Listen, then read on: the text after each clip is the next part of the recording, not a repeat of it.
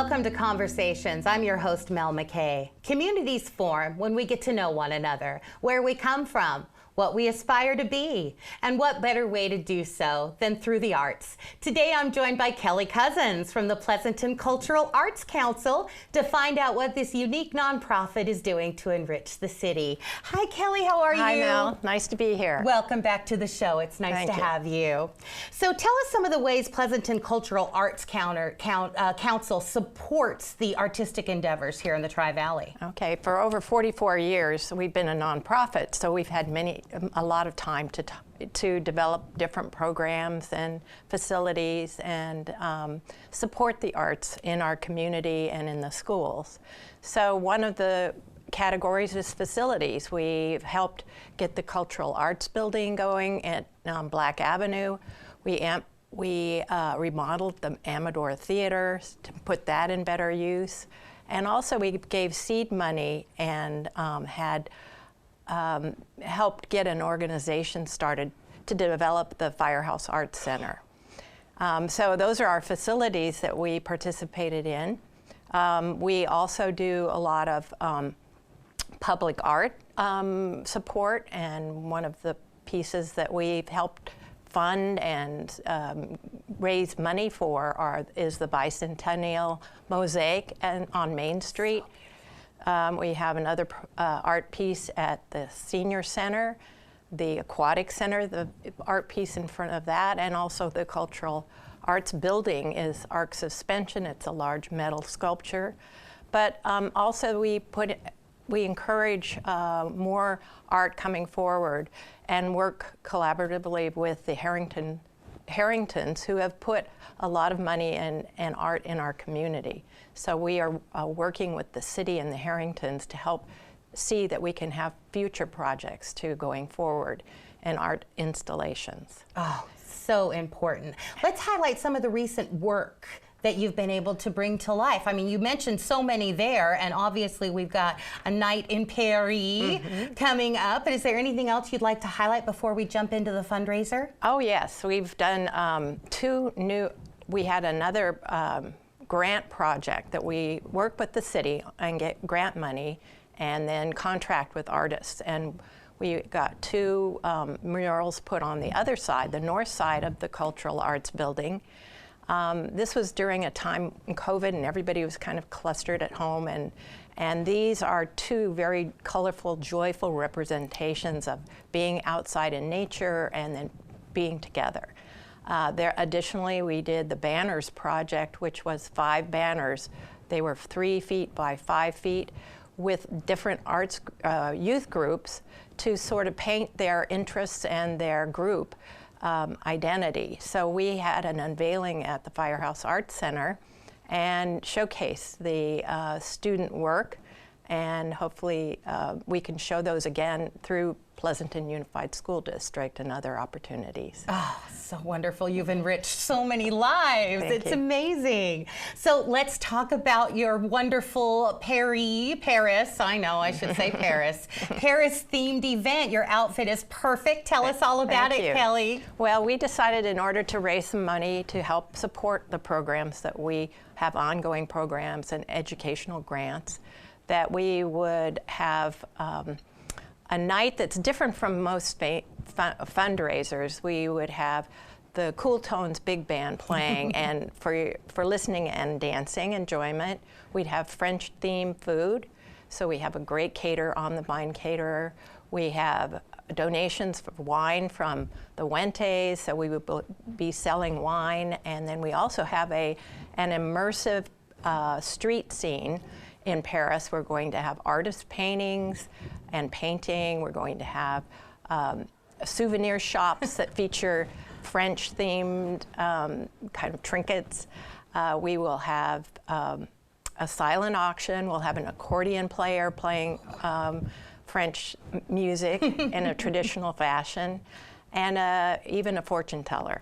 So we want it to be an immersive and fun event with a little focus on a fund a need and silent auction, but really it's for people to enjoy. And we feel that we made the tickets at a reasonable price, $80. Oh, yes. Plus, there's a fee for our ticketing agency, but we want as many people to participate. And there are only, 150 to 175 tickets available, so you have to go on our website to find those. Jump on very quickly, because that is going to sell out quick. $80 plus a little bit of a couple fees to spend a night in Paris. Right, without leaving Pleasanton. I love it, yeah, and you can still drive home. Yeah. So where do we go to get more information about your wonderful event and also your annual Youth Excellence and Awards? Those are coming up. We'll have to direct people to the website for that and all your other events and projects that you have coming up. Okay, well, our Youth Excellence and Arts Awards, the applications are for high school students in visual arts, musical arts, and literary arts. And those are on our website, pleasantonarts.org. That's amazing, and I'm sorry, but we're out of time. So that's also where you go to find tickets for a night in Paris. Kelly Cousins, thank you so much for joining us. Well, thank you, Mel, and hope to see you there. Absolutely, it looks like a great night. We do have to take a short break, but when we come back, we're going to learn all about a powerful and moving novel you should pick up this month.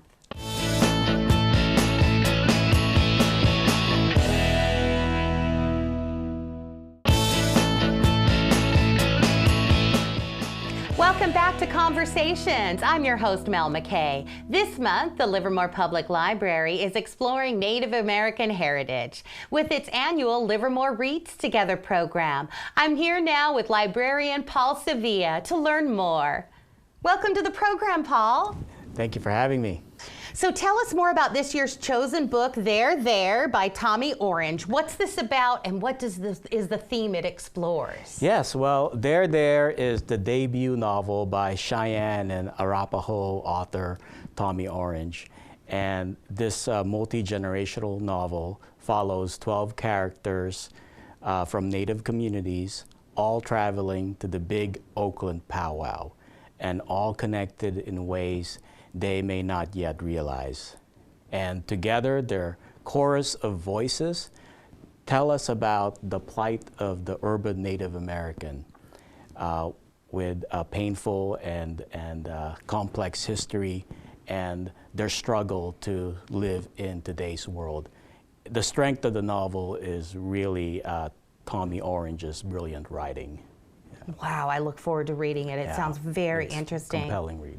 The library partnered this year with the Tri-Valley Native American Center for the program, which makes perfect sense.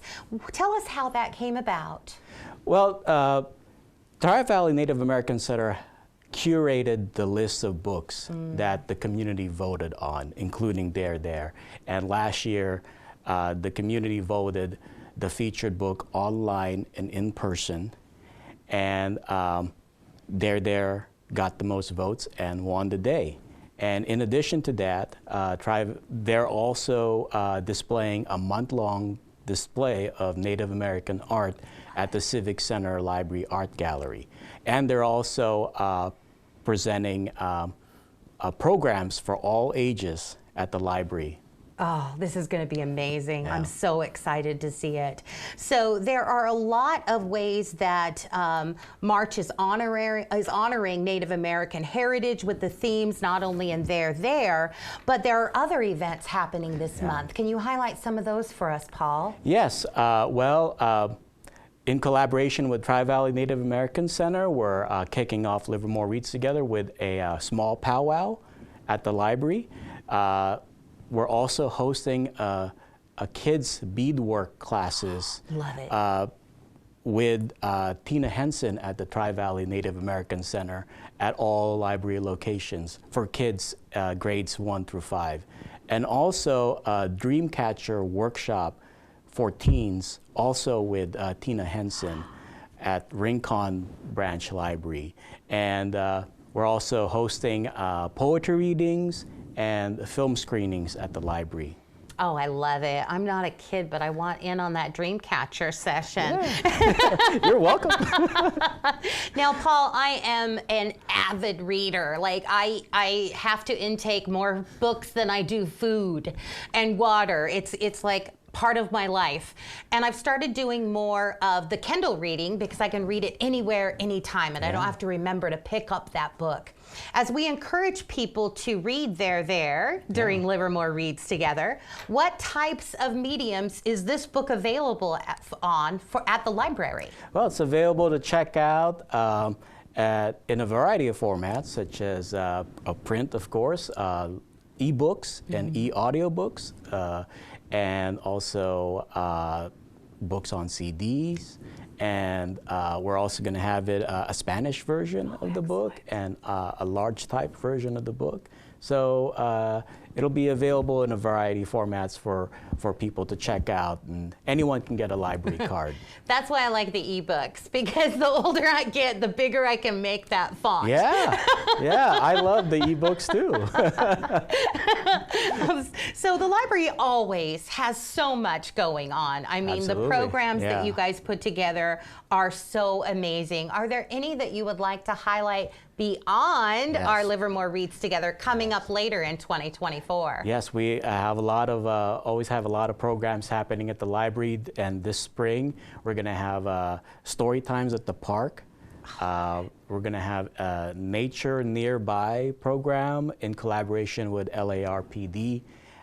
We're having a Livermore in the Wild Old Times presentation by Alan Frank as part of our Then and Now series. And we're also going to have a bonsai program at the library. Really? Yes. Like, I can actually learn to trim a bonsai. Yes, yes. Score. Yeah, it's during Earth Week. I love that. Yeah. That's so fantastic. There's always something fantastic to do Yeah. at the library. Now, are we asking people to use any particular hashtag as they're taking in this book for Livermore Reads Together? Are you asking for social posts, anything like that? Well, just to follow us on social media, and Okay. if they want to use their hashtag, that's great.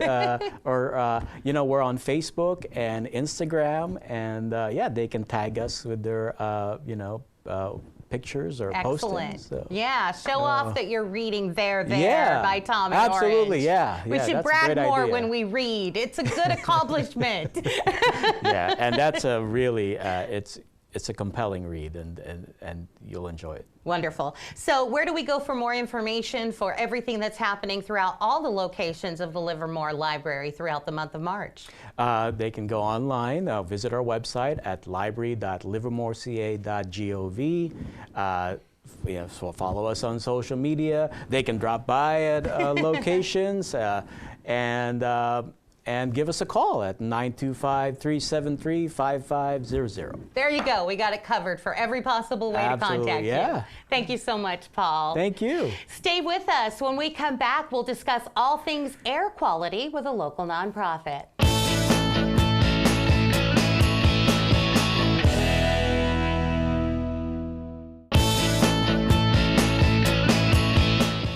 Welcome back to Conversations. I'm your host, Mel McKay. The Tri-Valley is fortunate to have good air quality thanks to the efforts of local government and the community. But the work doesn't stop there. Joining me now is the Tri-Valley Air Quality Climate Alliance to talk about how we can continue to ensure clean air in the region. Welcome, Terry and Ron. Glad to have you.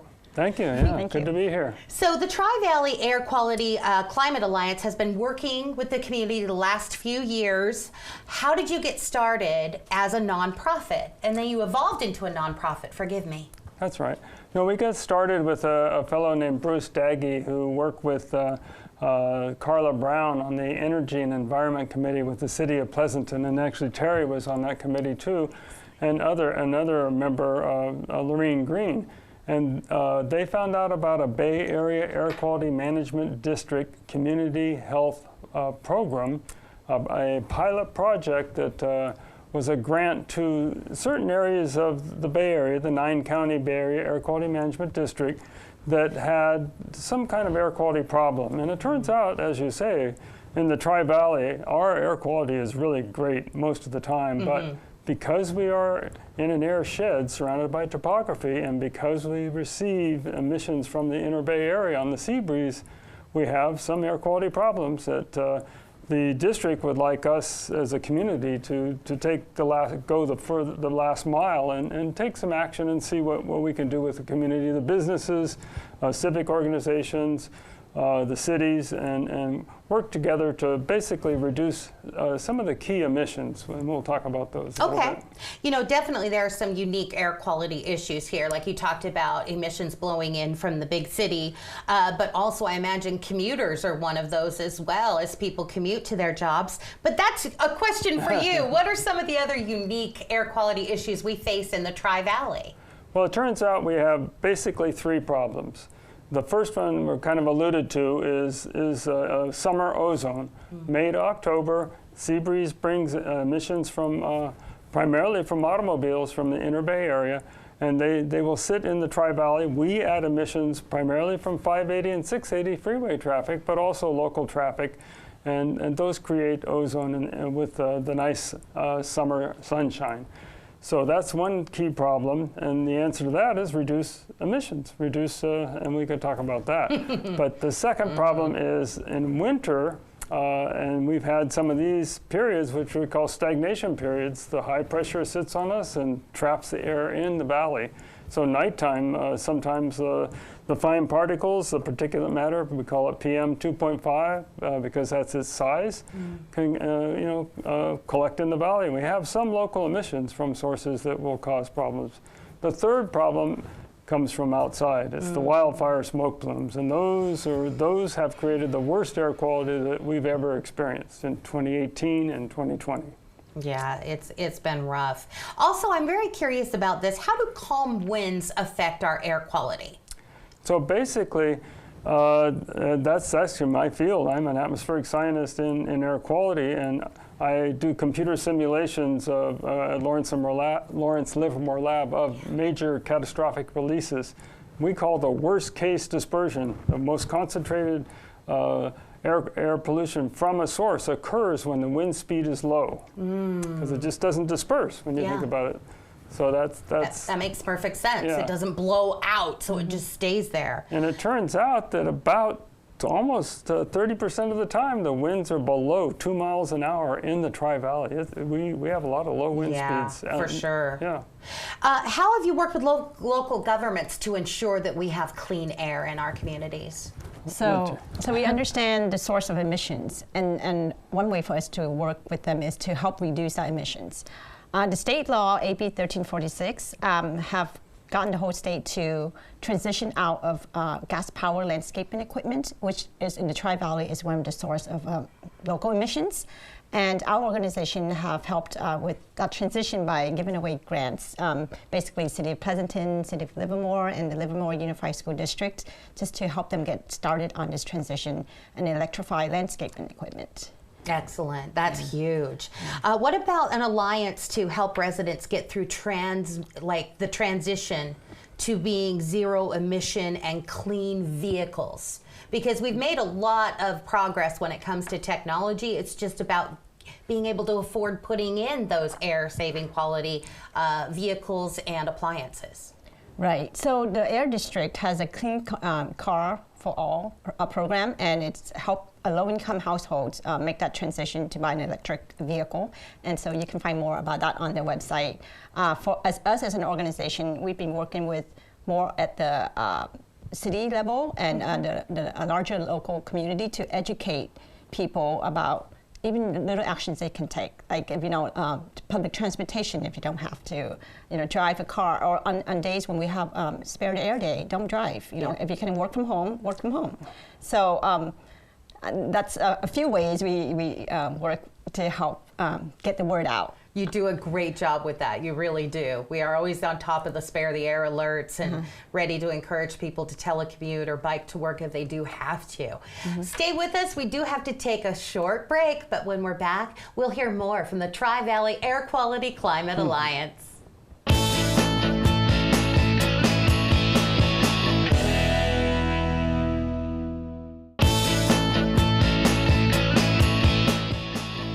Welcome back to Conversations. I'm here with Terry and Ron from the Tri-Valley Air Quality Climate Alliance to talk about what they're doing to educate the community about air quality.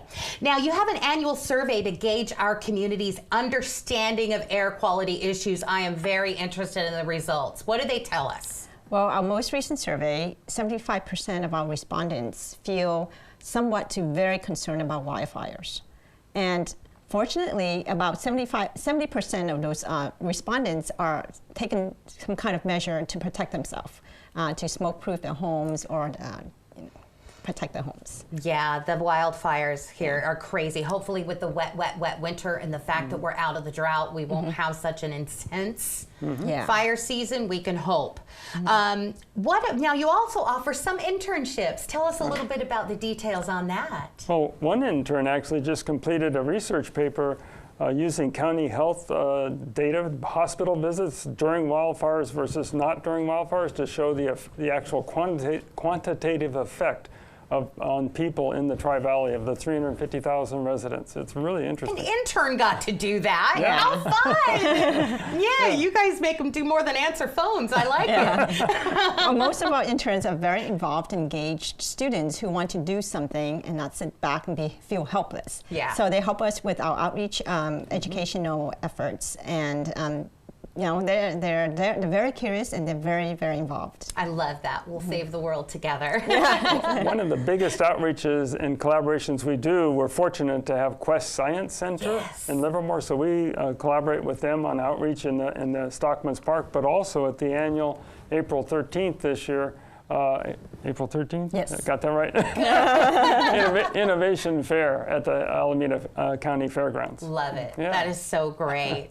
So one of the ways we can ensure good air quality in our homes is by using an air cleaner. And Terry's going to show us how to make one. So this is a box fan air cleaner that we put together using a MERV 13 filter. It's a very simple and affordable air cleaner that anyone can put together. You just need a 20 by 20 box fan, a 20 by 20 filter that is specifically a MERV 13 right filter to take out the wildfire smoke and other small particles. Okay. And you just turn it on, and once it gets dirty, which you can easily tell with this dirty filter that we used, this is just a regular indoor air, no wildfires, and then you replace it. So to put it on, I didn't show it to you, but you can use any kind of tape. Okay. Some people use duct tape, and what we did was, we used an industrial strength back and front nano tape. Oh, smart. So it's really easy to stick on and take off. Oh, that's amazing. And why specifically do we need the MERV 13 filter for this fan?